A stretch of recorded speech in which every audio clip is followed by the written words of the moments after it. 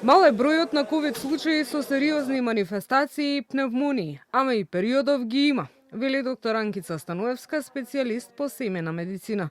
Таа појаснува оти граѓаните треба да се свесни дека вакцините не можат доживотно да не штитат.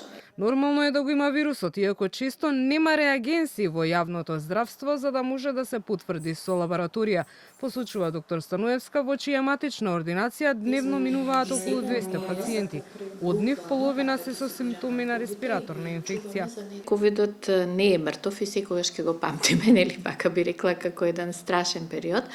Меѓутоа се уште се присутни ковид инфекции. Некои од пациентите кои што беа со тешка симптоматологија, би рекла со страшни главоболки, болки по коските, страшно високи лабораториски резултати во смисол на високо ЦРП, во смисол дури и на долно респираторни инфекции, каде што имавме и високи леукоцити, високи седиментации, лоши снимки.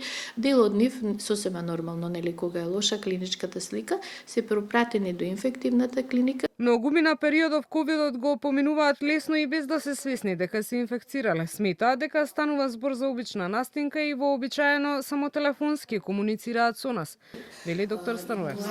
Ова е веќе некоја можеби 4-5 година од ковид инфекциите. Со самото тоа е ослабнат имунитетот кај оној пациент кој што прележал и кај оној пациент кој што е вакциниран. Самата вакцина не е доживотна. Има пациенти кои што поминуваат со многу лесна симптоматологија, нели како и во сите акутни инфекции, но за жал имаме пациенти со потешка симптоматологија. Сепак постои голема опасност од бронхопневмониите кои што ги гледавме какви се кај ковид, драматични и страшни. Препораките на лекарите за заштита од вируси се на своја рака и без консултација со доктор да не се земаат дополнителни витамини, суплементи за зголемување на имунитетот, туку да се конзумира повеќе овошје и зеленчук.